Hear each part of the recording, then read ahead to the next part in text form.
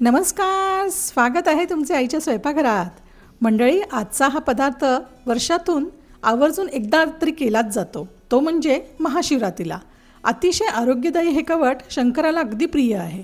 या दिवशी शंकराला याचा नैवेद्य करण्याची पद्धत आहे. आज आपण इथे कवठाची आंबट, गोड, तिखट अशी चटकदार चटणी करणार आहोत, जी आरोग्याला चांगली आहेच, शिवाय पित्तनाशकसुद्धा आहे. चला तर मग पाहूया कशी करायची कवठाची चटणी. हे पहा, हे कवठाचं फळ आहे.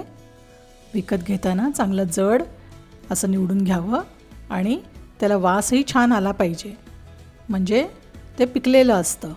आता हे आपण असं बत्त्याने फोडून घेऊया. पहा, हे असं आतून निघतं, छान भरलेलं आहे. आता आपण चमच्याच्या साहाय्याने यातला सगळा गर काढून घेऊया. यातले सगळे तंतू, जे रेषा आहेत, त्या सगळ्या आपल्याला घ्यायच्या आहेत. त्या पोटाला अतिशय आरोग्यदायी असतात, ज्या पचनाला मदत करतात. वर्षातून हे फळ एकदा तरी खावं, आपलं आरोग्य उत्तम राहतं. आता पहा, हा गर जितका निघाला आहे तेवढाच समप्रमाणात आपल्याला गूळ घ्यायचा आहे. हा गूळ मी किसून घेतलेला आहे. आता यात मी थोडंसं मीठ टाकते आणि मिरची पावडर तुम्हाला जितकं तिखटपणा हवा आहे तेवढं आपण टाकू शकतो. आता हे मिक्स करून घ्यायचं आहे. बाकी ह्यात काहीच जिन्नस पडत नाही. आता हे चमच्याच्या साहाय्याने किंवा हाताने आपण